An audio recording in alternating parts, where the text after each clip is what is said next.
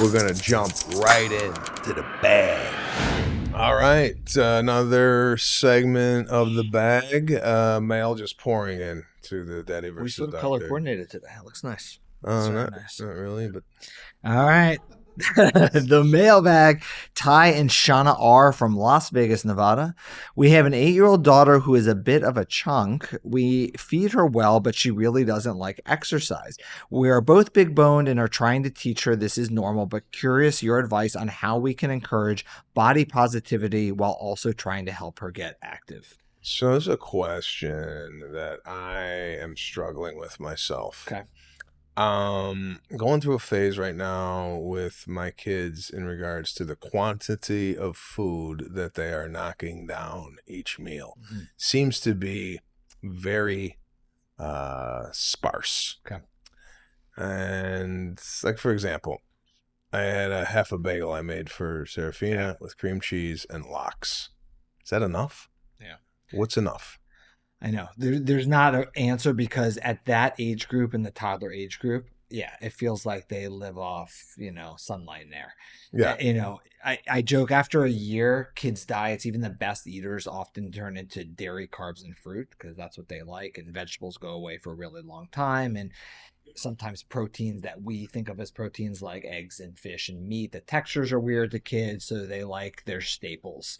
And they don't eat a lot for two reasons. One, developmentally, they'd rather do anything but sit still, right? It's like 2 bites and run, and I see somebody else play and I want to play. Yeah. Also, physiologically, it just doesn't take as much to grow. That first year, we look at growth curves. The first year of growth is like this, and then it sort of plateaus. And from 2 to 6, it's almost a flat line. And that's the age group you always hear parents say, my child eats nothing. And when you come to me, I look at the growth curve and I'm like, oh, they're growing great.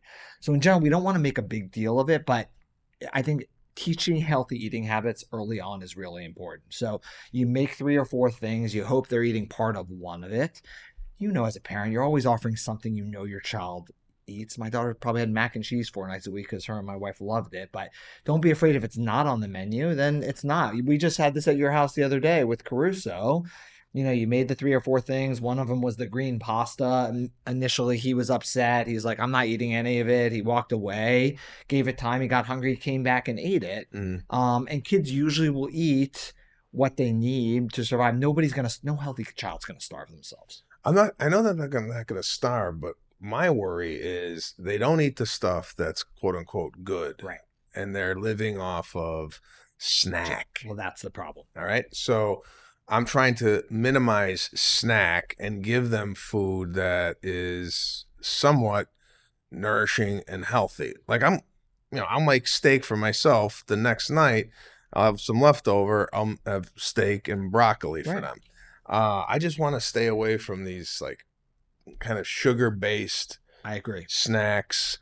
And I read something online, and I don't know if this is true. It said that you have to introduce a food 15 times to a kid in order for them to, you give them broccoli. No, I don't like broccoli. Right. Give them broccoli again. No, I don't like broccoli. You have to do that 15 times in order for them to start to Well, we talk about this when we introduce solid foods like to 4 and 6 month olds and above. We say it probably takes 8 to 12 times before your child even knows what they like. So the food they hated last week, they may love this week and vice versa. So I think trying it over and over again, preparing things differently, variety, and to your point, and sort of what, from the mailbag, body positivity is so important and making them feel good about themselves.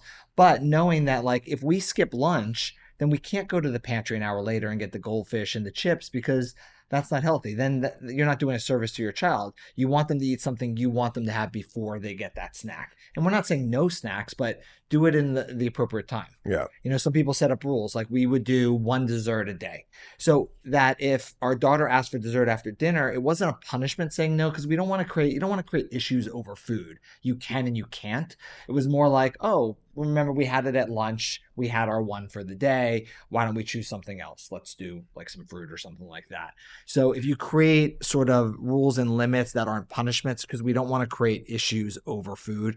And then the final thing I would say is that, a lot of kids, weight and height fluctuate in the beginning. And then what happens is with puberty, the height escalates. You usually grow about 2 inches a year, and then puberty for a couple of years, you double up.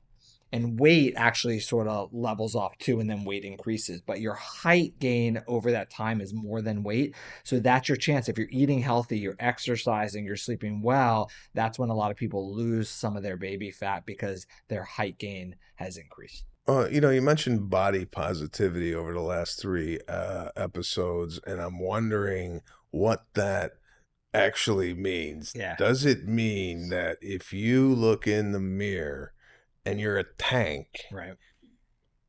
but you're positive about it, that's okay? That's a good point. I'm confused now because over the last 5 years, people who are overweight seem to be glorified now that this is some type of like, oh, if you're overweight, embrace it. And I'm looking at it going, no, if you're overweight, that's hypertension and a possibility for you to die at a young age. So what? No, I mean, I agree. I think it's good that you feel good about yourself, however you look. But at the same time, there are health risks with that. And then those should be talked about. And then you should try to decrease those health risks, right? So you can feel good about yourself, but still, yes, if there's risk, you should do something about it. My theory is if you're overweight, right, and there was no health risks, then fine. Yeah. Right. But when health risks are associated with obesity and being quote unquote fat. Right. But with an 8-year-old, we wouldn't want to say, oh, you're fat. It's more about teaching healthy eating habits because it's not as much about like diet and losing weight. It's more healthy eating habits because with kids, we're teaching skills that hopefully will stay with them for life. And then as they grow, everything evens out. But doing the right things, if you're overweight at any age, hallmark the eating healthy and the exercise so we're heading in the right direction, not ignoring it. I agree. We don't just ignore it. Well, but we don't want to body shame either. No, but I'm guaranteeing, well, in my somebody else's. In my opinion, this kid who's a chunk could be eating a high processed diet with a ton of sugar. And if there are things to fix, you should fix it. And fast food. I mean, it's like, you don't get fat from just, eating seeds. Avoid the fast food. So I mean, I wish my kids would gain a little bit more weight, just to kind of fill out a little bit, not to be overly, like you see some of these kids walking around and they're like total meatballs. And how do you address this in the office? Yeah, if the kid is overweight. I mean, no, but a lot of it is family changes. It's in the house, to be honest with you. Because if they're eating poorly, usually they're not the only ones in the house eating poorly. And it's not fair to say, oh, we're all going to eat this crap, but you're not allowed to. So sometimes you have to change a whole household. So what you're saying, and again, you speak extremely diplomatically. You're very PC in the way you speak. Again, I come over and I'm going to hit you right in the mouth. You hit me right in the mouth. Yes. Are you saying you're just seeing a lot of, if it's like a fat family? I'm saying habits often are in the entire household. Yes, in the family. So a lot of times, like she said, we're all sort of bigger boned. But what is that bigger bone? I mean, come on. No, but that's what they said. So, bigger bone. So sometimes curbing some lifestyle changes in one person means curbing a lot because it makes it more helpful for the child. It's hard for them to mimic behaviors that they're not seeing. There's a huge problem in this country with that we don't call it out like you do. With eating. Yeah. 100%. And people are eating in abundance. Yeah. And it shows specifically at Disneyland. So if you want to get a kind of a microcosm of what's going on with the United States, go spend 2 hours at Disneyland and you could see what's happening with no, it's hard. We used to see this in the hospital when I worked at Children's Hospital Los Angeles, and a child that was morbidly obese and would say, we don't know how that's happening. It must be something metabolic, something wrong with their thyroid. And they're literally saying that to you. And right next to them is a extra large McDonald's Coke. Okay. And it's right there. we might get some flack on this conversation because I recently saw, I believe it was 60 Minutes, that they said that it's like a disease. It's a big issue. It's like obesity is like a disease where the person cannot stop eating and they need medication to combat this urge. Again, I don't really. This is the problem with me. I go on strictly feelings, no data.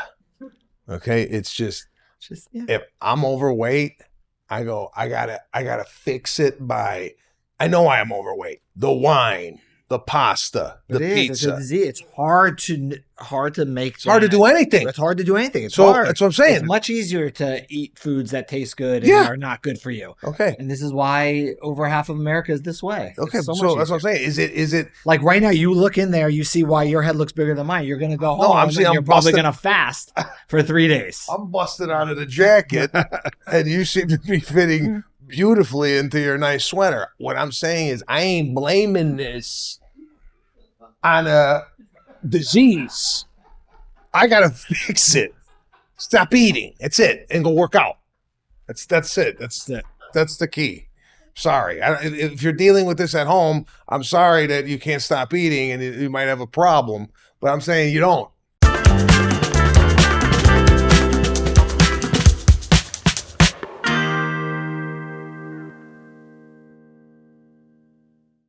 The opinions expressed in this program are not intended as professional medical advice, as a diagnosis, as a treatment protocol, or as a substitute for professional medical advice from your physician. Please consider your own medical history and consult with your own physician for your specific healthcare and/or medical needs and about your concerns for yourself and your family.